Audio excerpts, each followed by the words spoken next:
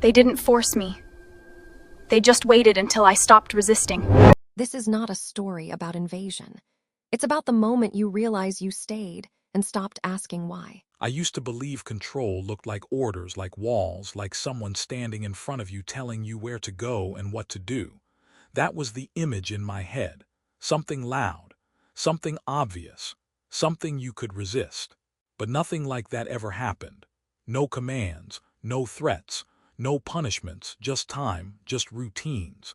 Just a quiet sense that everything was already decided long before I noticed. They didn't tell me to stay. They just made leaving feel unnecessary. And when you realize that, when you finally put words to it, you understand why this kind of system works. It doesn't need force. It only needs your participation. At first, I kept track of the moments I thought mattered, the days I remembered before them, the life I believed I had outside this place. I replayed conversations in my head, trying to prove to myself that I was still the same person. That something essential hadn't shifted. But memory is fragile when nothing around you confirms it. When every surface reflects a version of you that fits perfectly where you are. The alien presence never watched me directly. That would have been easier.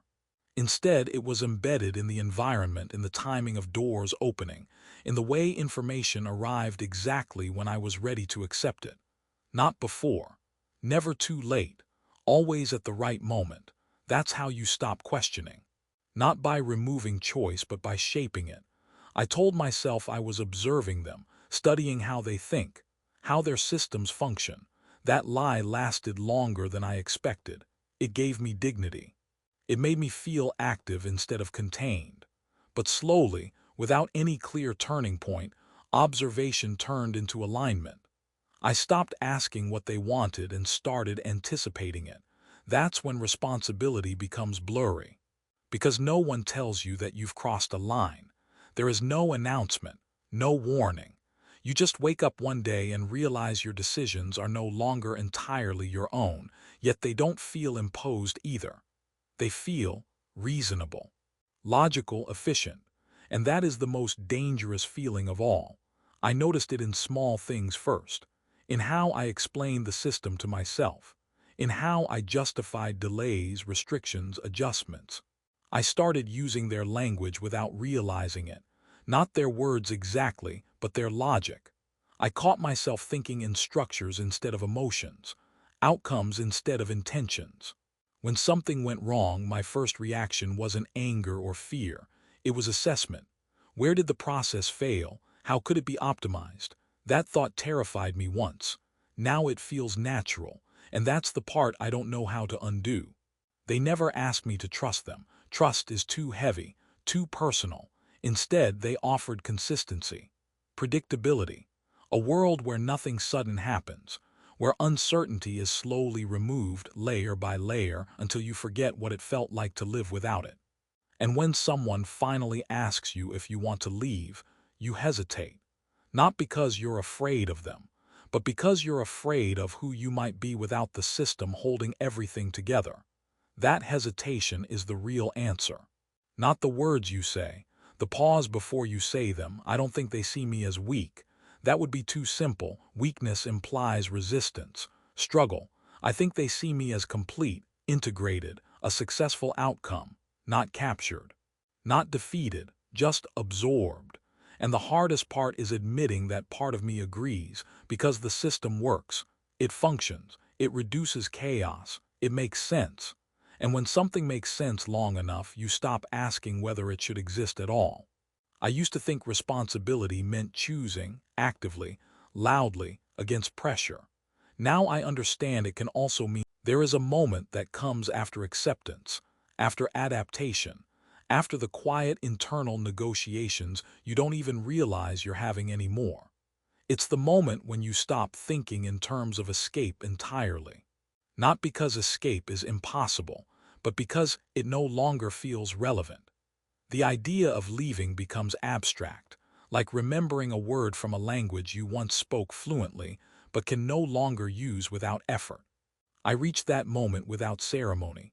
No signal, no emotional collapse, just a subtle shift in how I evaluated the future. I stopped imagining myself somewhere else. I started imagining how this system would evolve next and where I might fit inside that evolution. The alien presence never demanded loyalty. That would have been inefficient. Loyalty creates tension, expectations, disappointment. Instead, it allowed alignment to emerge naturally.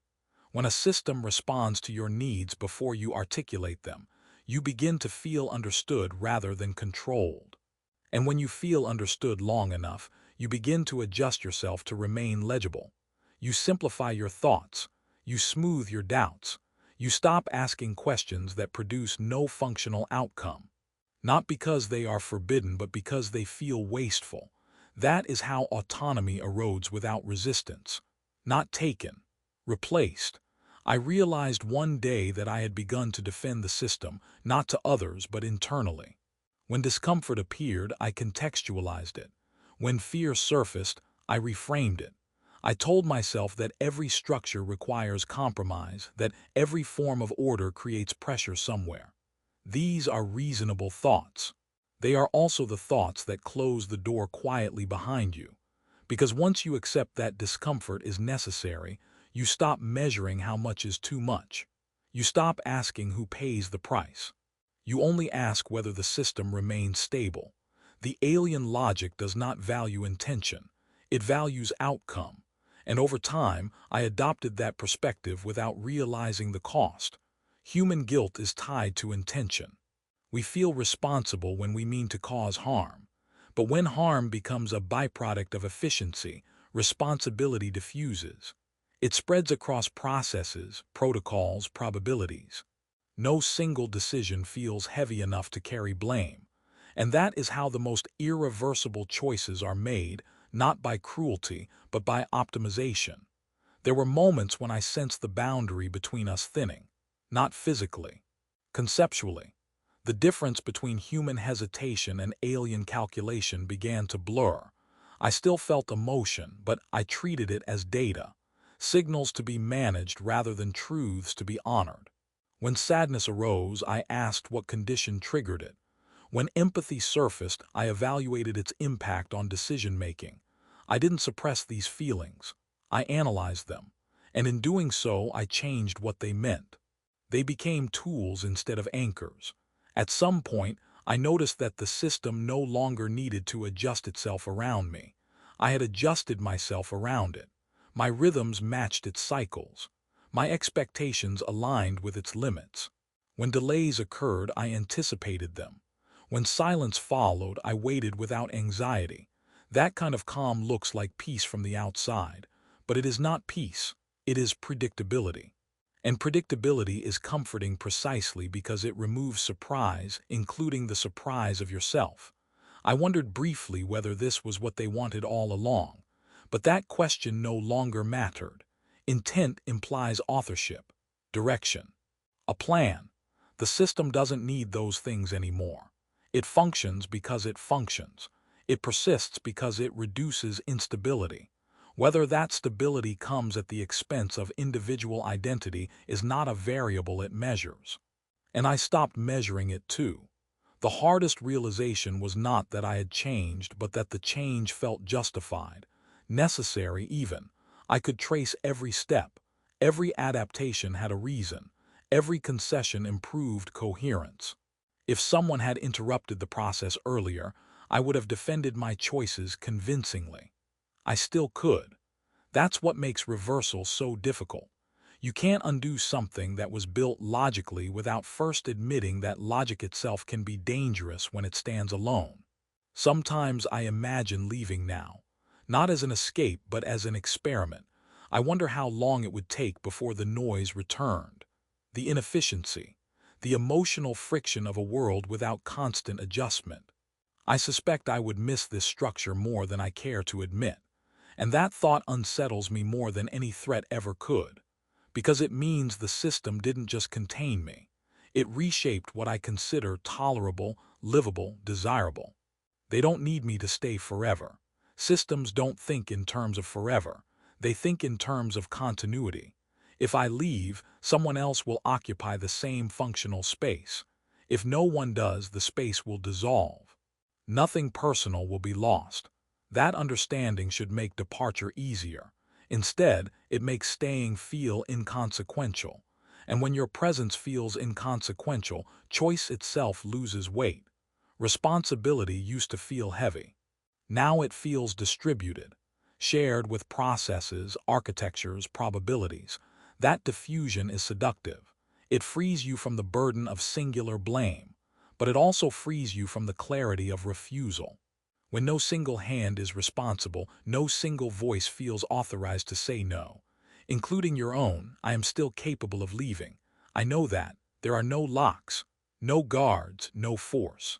Just a system that has made my absence as easy to absorb as my presence.